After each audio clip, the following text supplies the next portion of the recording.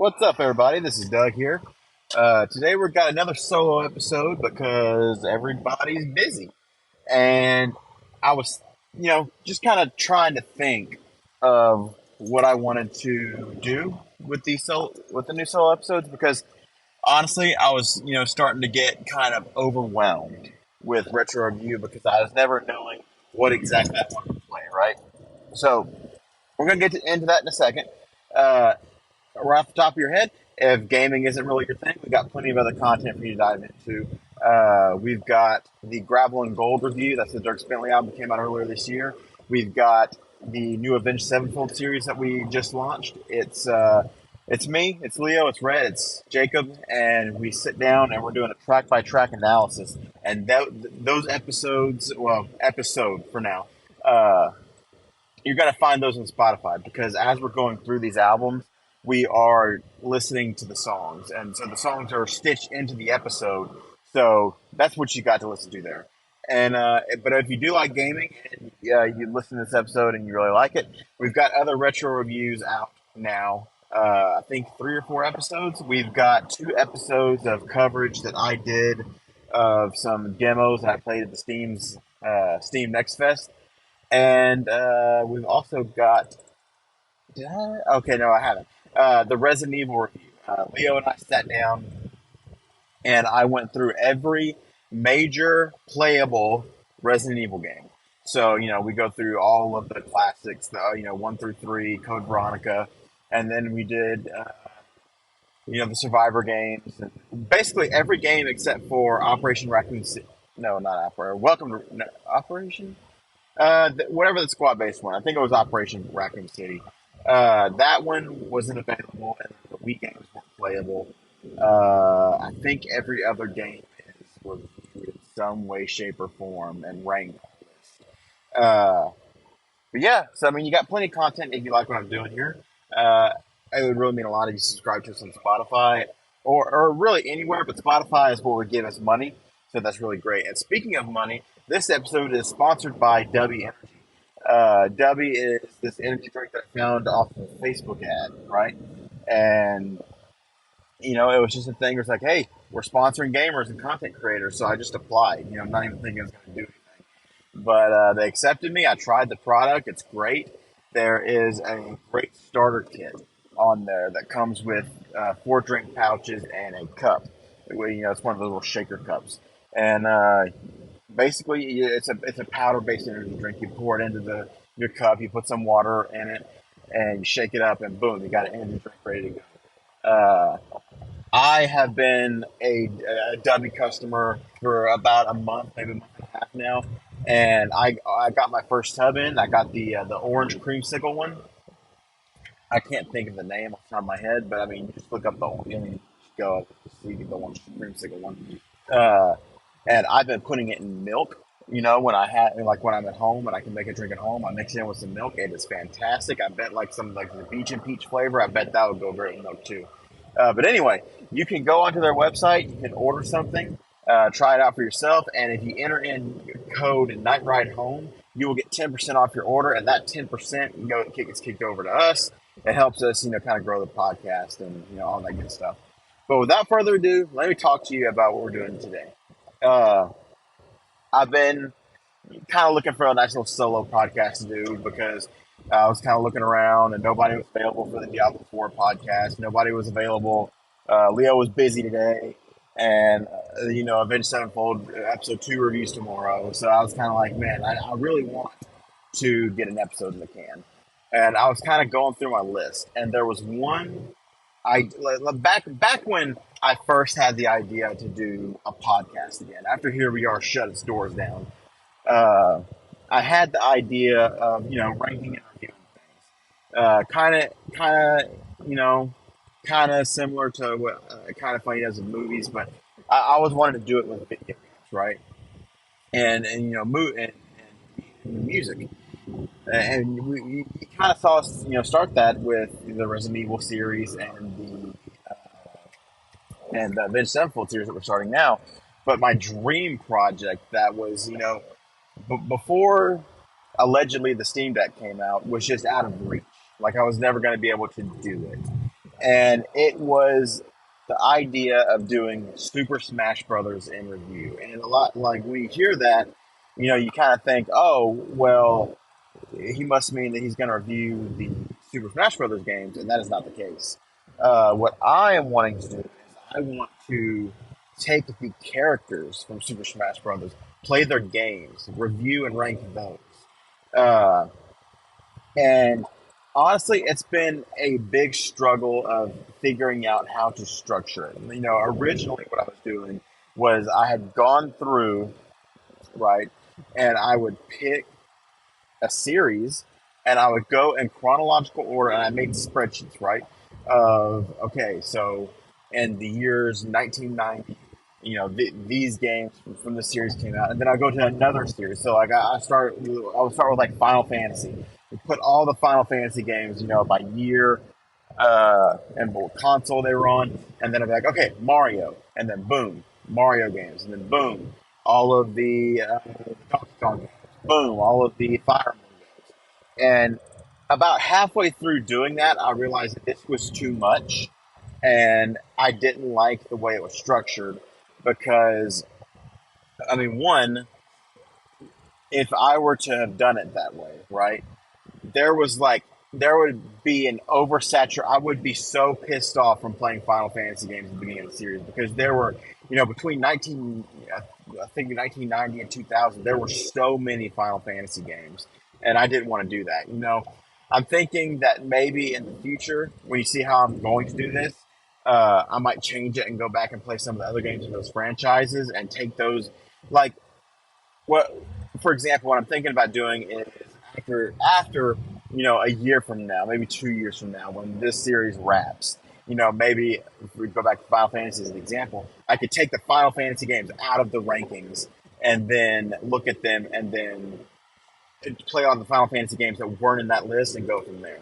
Uh, but for now, how I'm doing this is I pulled up a list. I pulled up the website that has all of the fighters in Super Smash Bros. Ultimate, which means that it is all of the fighters that have ever been in a Super Smash Bros. Game, right? Uh, Basically, how I did this was it was 82 fighters total, I want to say. I'm pretty sure that's the number. So I took it, I put it into a random number generator. And whatever number comes out, I went to that number slot in the roster and I picked a game. Well, not picked, but like I looked at the character. And how this is going to work, and it's gonna make sense as we go. But okay, so the character that landed on this time was the Pokemon trainer. Uh, So the first game that the Pokemon trainer appears in is, red, yellow, and blue, and that's what this episode is going to be about today. Is those three games. Um, but let's say the number would have landed on Fire Emblem. I would have only played the Path of Radiance for that. Like I would have played Path of Radiance, or if it would have been if it would have landed on Pichu instead of the Pokemon trainer, I would have played Pokemon Gold, Silver, and Crystal, and that would have been the first episode. And it's gonna kind of be like that, right? It's going to be if it is not the main, like if it's not a continual franchise where these characters carry over, then it will be the game that they appeared in. So like Cloud, I'm not gonna play every Final Fantasy game. I'm going to play Final Fantasy VII.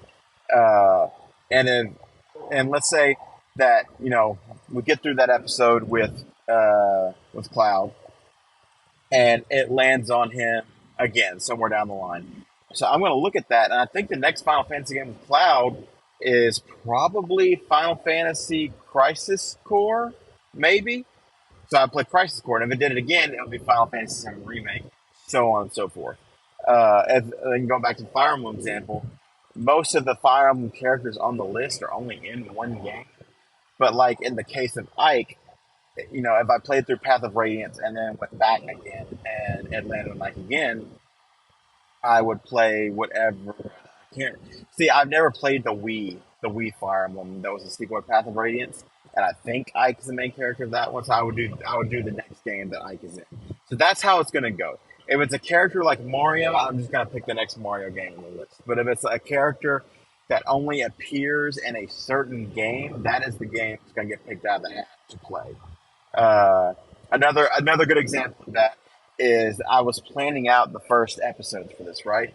And I'm not going to tell you which one it is because I couldn't tell you that off the top of my head. But Dark Samus was one of the picks. Dark Samus is not in the game from Metroid Prime on the GameCube. So I would not play the original Metroid. I'm going to play Metroid Prime on the GameCube, and that's the game for that episode. So I think that's a good enough place. Like I think it's good enough explanation of what we're doing. So today we're talking about Pokemon Red, Blue, and Yellow. So this game came back. It came out when I was like a really young kid. I want to say I got Pokemon Blue for like my fifth or sixth birthday. I got a Game Boy Color and Pokemon Blue, right? And I put that game in, and I got so frustrated because again, I was 5 or 6. I was a stupid little snot nosed kid, right? And I get to the point where you got to pick your Pokemon, and I go up to the table, and I'm like, there's just 3 pies here, and I didn't really pay attention, so I was like, I'm gonna walk away from these pies now, right? So, but if you play Pokemon, you know that's not how it works. And you have to pick one of them, and if you try to leave, the Professor's Aid just stops you. So I remember just standing there, and I was like, I'm about to just not play this game anymore because I can't play it. It's not letting me play it, and first, I don't even remember what made me finally go over to it, but I went and I clicked on Squirtle, so on Squirtle's Pokeball, and I didn't know that there was I didn't know that I could have picked the 2 other options. So I was like, screw it, we're going with Squirtle, and Squirtle was my first Pokemon ever. Uh, and then from there, it was just this game of I was always like I was just going through, I was battling all these Pokemon, beating these trainers, and every time I would get to a new Pokemon, like whenever I would find a new one, I'd be like, oh my god, this is so cool. And it took over my young life. I didn't have anything else to do because I was a child, but I was every moment that I could play this game, I was playing this game, and I was so addicted to it as a child that I would get stressed out because back in the day you couldn't just plug in your handheld like it's not like a Steam Deck or a Switch. Like I can't just plug it in and charge the battery. No, once the batteries died, the game shut off. So I was in constant panic that I was going to run out of batteries. The game was going to die. I hadn't saved, and then what if my parents didn't have more batteries in the house? This is a true story. One time I went and I knew the game was about to die, so I saved it. The Game Boy died, right? I went and for some reason the back of the remote control for our remote control. I sound like a boomer. Uh, the back for our remote for the TV was it was gone. I don't know what happened to it, but what I did was I went and I took the batteries out, and then I put the remote on the ground, made it look like it fell off the side of the chair. That way I could go and I put the batteries back in my Game Boy and kept playing. That's how addicted I was because, I mean, you've just got this game where you're exploring these areas. You're training these monsters to, learn new moves and then they evolve. And it wasn't like how it is now where, uh, oh, excuse me. Like recently, I've been playing this game called Cassette Beasts, right? And it's a lot like Pokemon with some differences. I plan on doing a podcast episode about that at some point. Uh, but whenever I would get lost and not know what to do in that Cassette Beasts game, I would pull out my phone and Google what I needed, right? That wasn't a thing for me back then. Like getting on the internet when Pokemon Blue came out was a task. So like what I started to do was I started to look out for the strategy guide, but until then, I did not know. Like I didn't know when my Pokemon were going to evolve. I didn't know what moves they were going to eventually get. I didn't know which ones were best for and all that knowledge I had to just figure out on my own. It was a different time for gaming, and you kind of had to play only in the daytime because your parents took me and my parents took me somewhere. I didn't have the Game Boy light, so that's more of a problem with the Game Boy than the game. But this was just like such a change for me because I had an N64 before this, and I had Mario Kart, and I would go over to my friend's house and play GoldenEye, but I wasn't addicted to gaming yet.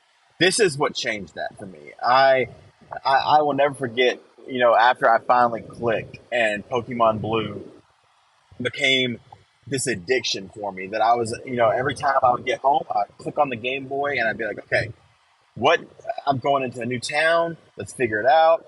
And like particularly like towns like Lavender Town had such a personality to them, and the soundtrack for the entire game almost is just incredible. Like I wish Nintendo wasn't so stingy with their music, so that I could take these soundtracks and put them on my like I have a Spotify playlist for video game music, and I would love to have the original soundtracks for these instead of just the Spotify covers that you can find, which I mean are good if that's all you can get, but I'd much rather have the original. You know what I mean? The graphics, I think to this day are fine. When you accept that this is a Game Boy game, then you can. It's not like how the Resident Evil games were for me at the beginning. Like even knowing that they were Resident Evil One was a PS1 game, that does not excuse the fact that it looked horrible. But I think the art style of Pokemon keeps it playable in a modern setting. Uh, I really enjoy. Like I haven't played Pokemon Blue in a while, but I played Blue at least twice, and then I actually got in a lot of trouble as a kid because I traded my copy of Pokemon Blue for Pokemon Red because Charizard was on it and I wanted to play it. And when my parents found out, they needed to give it back. But just not knowing any better, right? I ended up deleting my save on Pokemon Blue when I got my cartridge back, and I played the game again for a third time just so I can get the try. I think Bulbasaur was the last starter I tried, and just I don't know if wonder is the right word, but just the want to go back into that world and explore again uh, was just something that I was new to, and you know, I remember when I think it was maybe for my seventh or eighth birthday. Uh, my parents took me to there was a birthday party, and one of my presents was Pokemon Yellow, and that game was by that point I was deep into Pokemon. I was watching the anime. I was wanting to buy the trading cards, and what I did was immediately when I booted up Pokemon Yellow, I started to see the similarities to the TV show. You got Pikachu as your starter. The sprites were all different. It was a Game Boy Color game. It was a Game Boy game. Pikachu's your starter. You can get all the. I don't know. I don't. I'm sorry. My mind blanked. So I'm gonna just start that over. Pikachu's your starter. The color there was color, and the sprites were different. And what was really cool to me is that you could get Charmander, Bulbasaur, and Squirtle. You could catch all of them. And this was around the time when I think we really started to embrace the internet. And I remember seeing a one of those game facts things where it's like, hey, there's this glitch, you can go get Mew, and I didn't believe it, right? And in my defense, at the time, I want to say that the glitch was something like it was something along the lines of there was like a truck in Vermilion City that you could find Mew under, and I never tried that one, but there was a Mew glitch that I did try years later.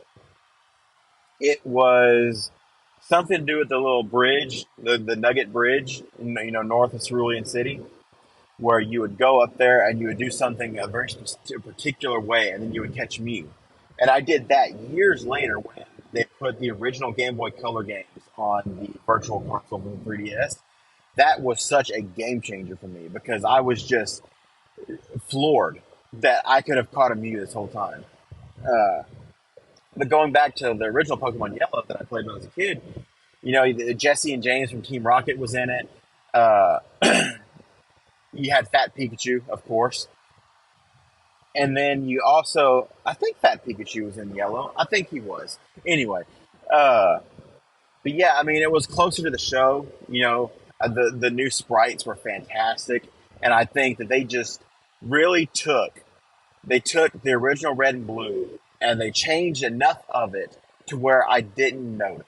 Like I knew that at the core it was the same game, but also I recognize that they did enough to change it and make it closer to the anime that it was just enough of a new experience that I blazed through Pokemon Yellow, and I played it. I would say I played it for twice the amount of time that I played Pokemon Blue, and I think at the end of the day, that's what makes these games so special is that they were new. Like we hadn't seen anything like that. Especially me, I was just a little stupid kid. But I think people's main problem with Pokemon games now is that for a while it was, oh well, these have been the same games for years now, and then they tried stuff with Sun and Moon, and they're like, okay, well let's bring it back to what we had before. Uh, and then now you just have Pokemon in such a sad state with Scarlet and Violet, where the game's borderline unplayable. And it's just a thing where these games were special because they were fresh ideas, and I just don't think we'll ever have that again. I think Cassette Beasts was about as close to a fresh Pokemon experience as we're ever going to get. I would never quit recommending people play that game because it's really good. The only reason I'm taking a break from it right now is because I've got other things that I need to kind of finish right now. The new season for Diablo is coming out, so I had to kind of push to finish that. I want to finish Final Fantasy 16. I've got Trails into Reverie, which is a game that I really want to do a series about eventually. Just all kinds of stuff, man. All kinds of stuff to do. So, how this series is going to shake out is just like how Retro Review was, right? Where I'm going to rank these games as we go. And I'm going to rank Red and Blue and Yellow separately because they are such different experiences. I'm going to put Red and Blue at number 2 and Yellow at number 1. And before we leave, I'm just going to say I'm going to go ahead and announce what episode 2 is going to be. So that way, if you want to follow along in this series, you can. Episode 2 is going to be Animal Crossing, the original game on GameCube. I've never played the GameCube version, actually. Like, I remember I had rented it from Blockbuster, I think, but I never actually got into the nitty gritty and played it. The first Animal Crossing I played was probably the DS one. So this is going to be a fresh experience for me. And if you haven't played it, it could be a fresh experience for you. And just thanks for watching. Watching, you didn't watch. Thanks for listening. And we'll see you next time.